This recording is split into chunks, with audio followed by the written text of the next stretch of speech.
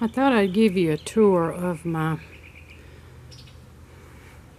homestead, whatever you want to call it, my garden and stuff. This is all my black Cherokee tomatoes. Got them down through there. I've got my soaker hose there to fix my soaker hose on them in case I have to soak them down. I've got netting around it to keep the chickens out from eating my tomatoes. There is tomatoes on them. All of this here is stuff. Well, the deal actually overwintered, reseeded and overwintered. Horseradish, deal. This is echinacea. Put some powdered stuff on there because I had little bugs crawling on my spinach and my lettuce and my beets. That's beets. More beets. Potatoes. I'm needing to slide this right on over here so it can get some more sun. This is sitting here to fix the tires on it and air them up. I've got one potato over here that I'm growing in potatoes. And then let me go over there. Excuse the messy junk because there's always gobs and gobs to do on a homestead. This is another tomato I've got under the patio, and this is lettuce that I just transplanted a few days ago. Then this is my tunnel that I fixed to grow my cucumbers on. And that spot over there on the other side of that table right there is going to be another garden. We just took the pool down. Gonna go past the spot right here on down and along the walkway here and on out to the other pole. I've got them drove down. They're not in line yet, so I've got to do me a string because I can't stand it not being straight. But anyway, we've been working on this spot, trying to get it ready. We've been gardening for years. We're not just starting it because of the coronavirus. We've been at this for quite a few years. This is the other one that we started last year. I see my little fan thing has popped off again. I like to keep this thing going because we have moles and I don't want them messing up. They burrow under the ground and I don't like them messing up my root system to my plants. Now,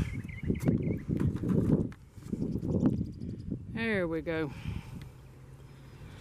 All of that's zucchini. All of this is yellow squash. Sweet potatoes down through there.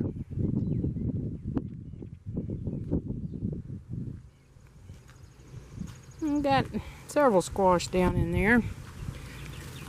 We're getting so much water, I'm hoping they don't rot. There's a good sized one there.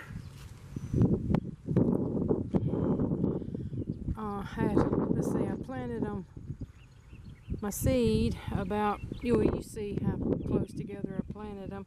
I got a skip here and a skip, two skips there, and other than that, everything I planted I think came up. But anyway, all that's the sweet potato slips. They're all doing wonderful, it looks like. This one I thought might, we had a cold spell and I thought that one was going to bite the dust, but I think it's going to be fine too. Every one of those has survived. There's my corn. I had help planting that, and we just strode it so that we could have a good stand. And you see that it still, some of it still did not come up. I don't know if we planted it too deep or what it was, but anyway, the sweet potato slips is looking really, really good. Oh my goodness, that place that I ordered them from, they were so pretty when I got them. I was just blown away. They were a good 10 to 12 inches long. I see one of my pie pans out yonder has blown off my fence. Another weed. Constantly something to do on a farm. You can't, everything piles up, everything gets junky as that. I've got to fix this is my gate to my fence. I got to fix it because I think the dog went through it right here. I don't like, yeah, he went through it. Yeah. We got a 125-pound dog. Anyway, this was all of our stuff that we were putting over the plants when it was threatening cold and frost, so that no, this is, see how big? We've got a big, it's almost 12 acres here. Panning around for you. Anyway, my pie pan, I see, got pulled off somehow or another. I put my hole way down there. I don't know how that got torn off. I did it to keep the crows from pulling up my corn, because they will pull it up and eat the corn when it's little. They'll pull it up and eat the corn off the end of it and just wreck your corn patch around here. So bear with me while I get this stuck back in here. But anyway, these are my corn now is old enough they won't do that, but I guess the noise of it will just keep them away from everything else. Anyway, that's, oh, and there's our blueberries out there. Let me see if I can zoom in. I've forgotten how to zoom in.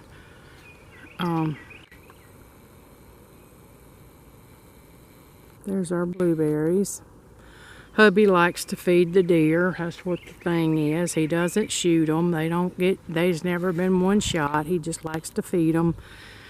Oh, and that's scuppernines out there. We have an apple tree.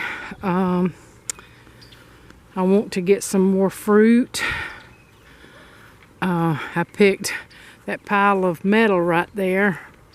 It's just wrapped up with weeds and briars and stickers and all that, and hubby piled it there to haul off. And anyway, I picked more dewberries right there and right there than you would not believe.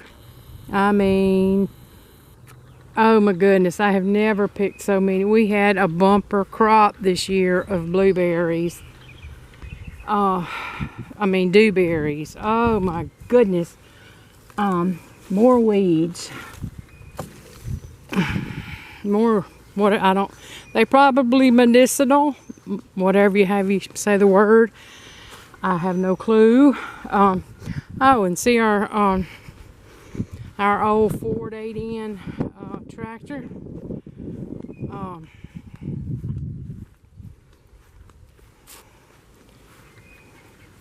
I don't know that it'll ever get fixed. Needs a little work.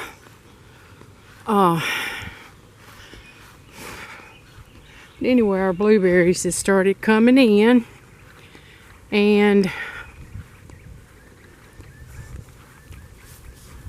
we've picked off of them twice now in the past couple of days.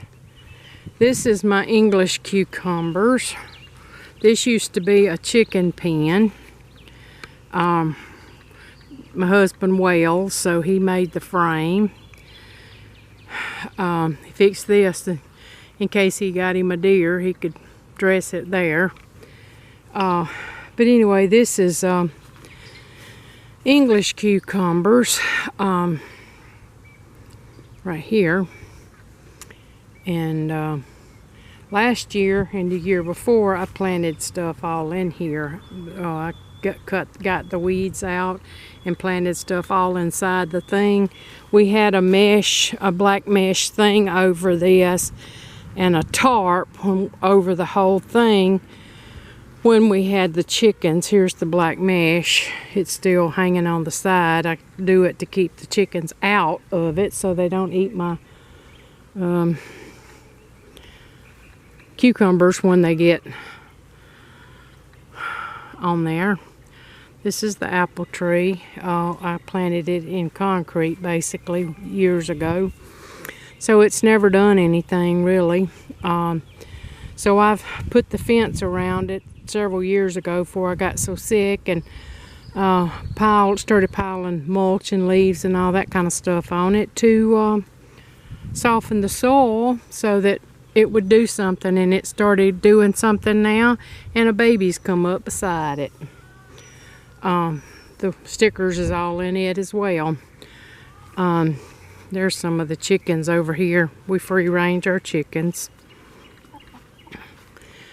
Heritage Rhode Island Reds and Domes. What are you girls just doing? Sister, what are you doing over there? Why are you over there? This is their chicken pen. What are you doing? I have company. I guess they think I have food. They all coming. I love my chickens. What are you doing? Where are you?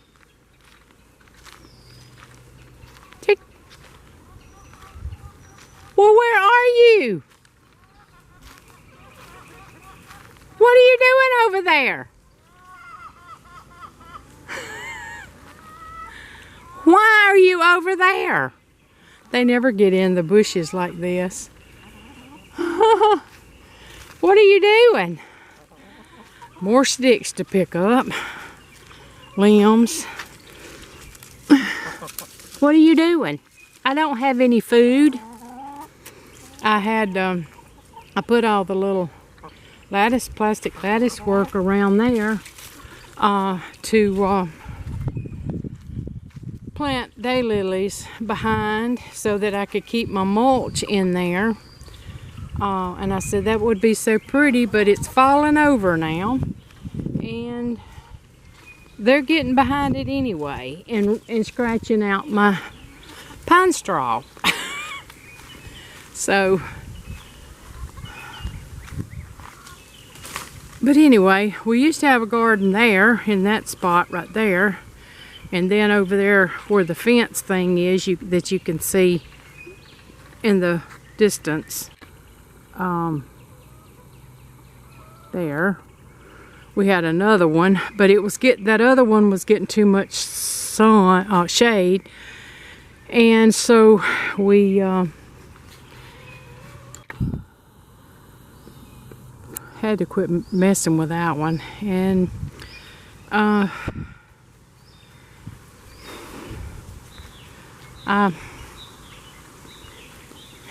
got heart disease and had to do the garden close to the house because I can't make 15, 20 jillion trips to the garden a day checking everything. As you can tell, I get short of breath. I cut all this out because my Elaeagnus here had just engulfed my path. My path used to go this direction. I made it with little rocks and then concreted, and it's just taken over by grass. And you can see where hubby goes through here to feed the chickens. And this is my spot that had some kind of grass sticker, and oh, it hurts. It hurts when you step on it. And after it gets 85 degrees, the another stick. After it gets 85 degrees, it gets a brown sticker thing on it, even worse, and it oh my goodness, it hurts when you step on it, the animal's stepping on it. So I put this on it to smother it out, because I'm planning on extending that garden there this way, so that I can have 3 or 4 rows of pink eye purple hulls. And I'm hoping to kill this weed, because I don't want to use a chemical on my garden. I try to keep it as organic as I possibly can. But I have basil growing in pots that I've got to transplant. There's another chicken. They just everywhere. My daughter got me those for Mother's Day. Isn't that pretty? There's basil, more basil. I planted this one in here because I want to bring them in the house this winter. And there's more basil. I grew them from seed. And there's my okra I grew from seed that I'm hardening off now so that I can plant that. I have garlic over there. Everything is piled up, excuse the mess. That's just facts of life when you are gardening and homesteading. You just can't get it all done. Here's plants. I keep my water barrels down through here so that I can water my plants and my garden and stuff. I've got more water barrels that I got this sitting here so I can get him to cut the top off. I'm going to put it down here in the corner. We got us a pressure washer, so I'll soon be pressure washing this green junk off my patio. I'm going to set that